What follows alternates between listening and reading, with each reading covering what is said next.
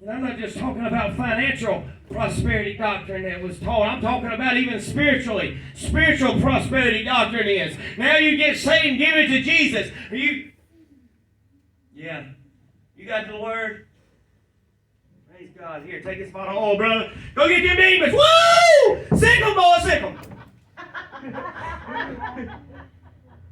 And then they get out in the yard and somebody wally mops them on the head, or them demons look at them and say, Paul I know, and Jesus I know, but who are you? Oh, Brother Bob said that I got the word, I can do it. And then old demons are, bless him.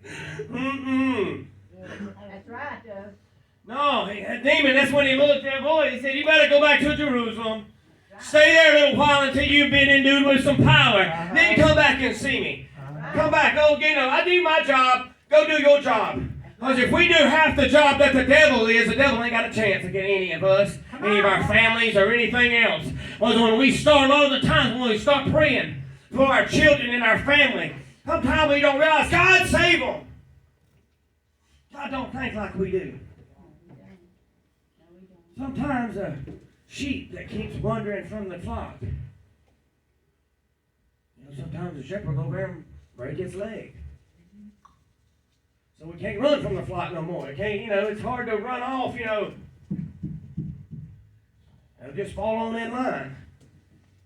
Well, I'm sure that broken leg hurt. But how many of the shepherd did that because he cares for the sheep. He don't want the sheep hurt. He don't want the wolves coming in. You don't want the, wolf to spot some easy prey. We don't need to be easy for the devil. We shouldn't walk around in easy. We're talking about no grave, holding your body down, holding the gift of God down inside of you. As we start to walk and start to read, we're fixing to start out in Revelations this morning. But I want to ask you a question. Let's just go through your head a little while. How deep in the book is your name written? Think of that for a minute before we even start to read. I want you to ask yourself, how deep in the book is your name written down at? Sometimes people want to, nowadays especially, people want to talk about work. Oh, you ain't saved by works, you can't necessarily give enough and to people, to help people to do anything for salvation, of course. But the works you do, what that happens, what people, you ain't saved by works. What kind of people say that? Lazy people, that's what kind of people say that. Yeah, that's right. Oh, what they got to do? You works. You tell me somebody that says that all the time, and I'm going to tell you somebody that deals with the spirit of slothfulness.